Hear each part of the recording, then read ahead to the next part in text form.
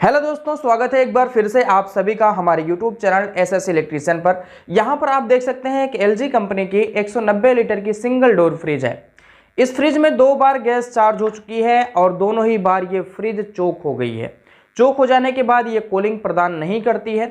ऐसे में उस चोक की समस्या से कैसे निपटा जाएगा, किस प्रकार से इसमें काम किया जाएगा, क्या चीज़ें चेंज करनी पड़ेंगी, हम आपको बिल्कुल प्रैक्टिकली इस वीडियो में सॉल्व करने वाले हैं।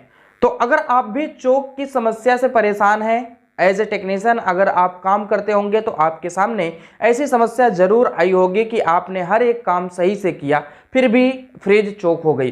तो ऐसे में आपको करना क्या होगा, आपको इस वीडियो में देखने को मिलेगा।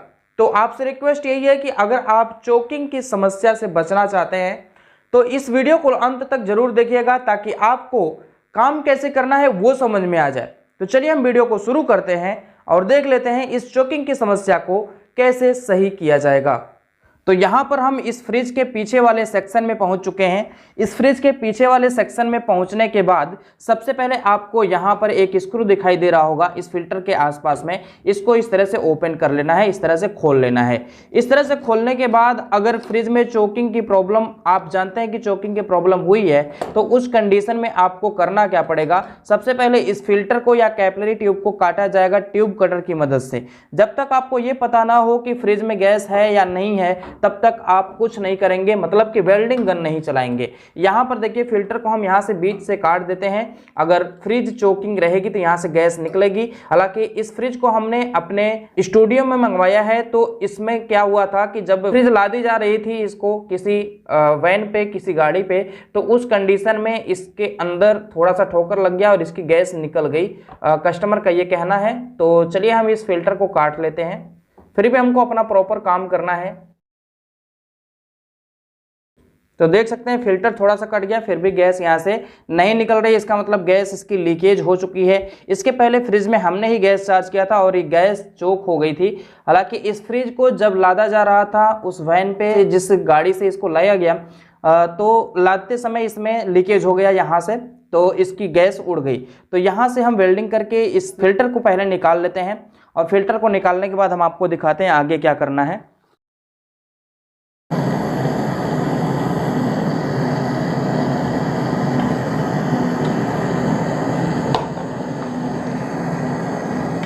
यहाँ पर देख सकते हैं फिल्टर को हमने गर्म करके अलग कर लिया और फिल्टर को गर्म करके अलग करने के बाद ये जो हमारा ट्रे होता है जिसमें जिसको हम ड्रेन ट्रे कहते हैं, जहाँ पे एवापोरेटर का पानी आता है टपका हुआ, वो उसको हम निकाल लेते हैं यहाँ से। तो यहाँ पर आप देख सकते हैं इस प्रकार से इसके स्क्रू को खोल लेना है और इसके स्क्रू को खोल लेने के बाद इस ड्रेन ट्रे को निकाल लेना है बाहर। तो यहाँ पर देखिए आपको सावधानी से हर एक काम करना है, कोई भी दिक्कत नहीं होगी। इस फ्रिज में चोकिंग की समस्या बार बार आ रही है, उसको हम सही करेंगे इस वीडियो में। तो यहाँ पर आप देख सकते हैं इसके स्क्रू को हमने खोल लिया और खोल लेने के बाद इस ड्रेन ट्रे को बाहर निकाल लेंगे।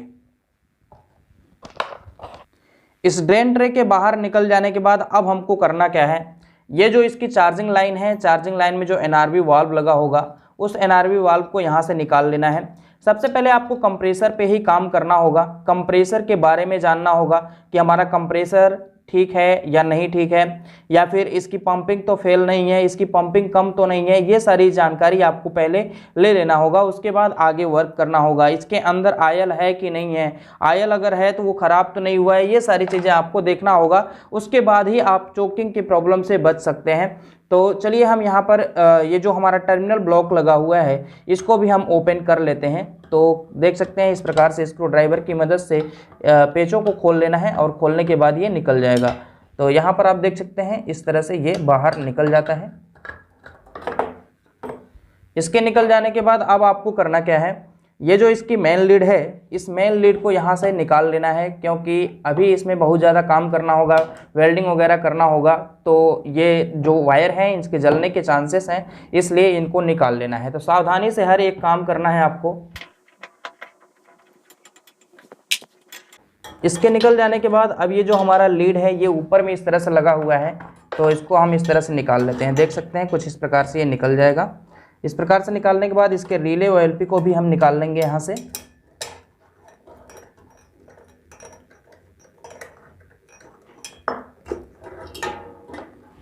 इसके साथ एक कैपेसिटर भी जुड़ा हुआ है अंदर में, तो इस कैपेसिटर को भी ड्राइवर की मदद से खोल लेते हैं।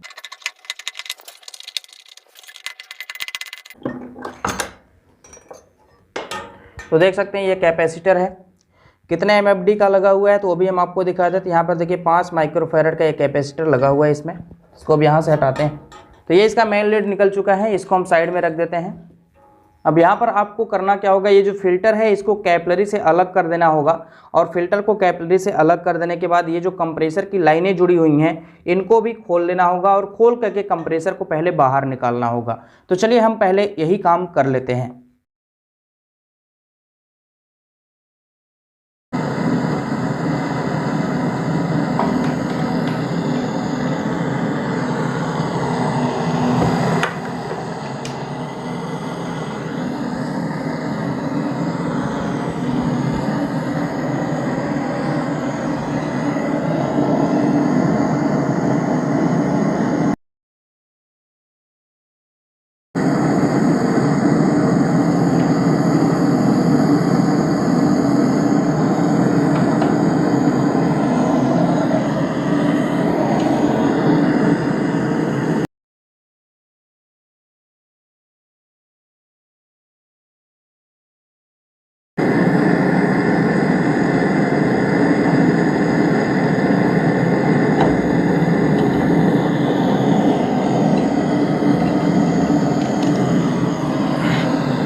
तो यहाँ पर कंप्रेसर से जुड़ी सारी लाइनें खुल चुकी हैं।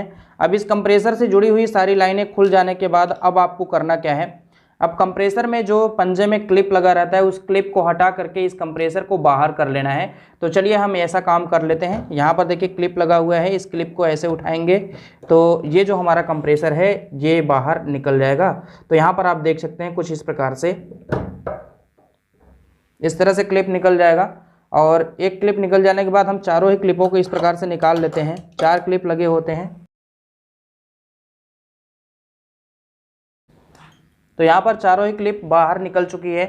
चारों ही क्लिप के बाहर निकल जाने के बाद अब कंप्रेसर को यहाँ से उठा करके बाहर लाना है। तो यहाँ पर आप देख सकते हैं इस तरह से कंप्रेसर को हम उठा लेंगे, अब ये बाहर आ जाएगा।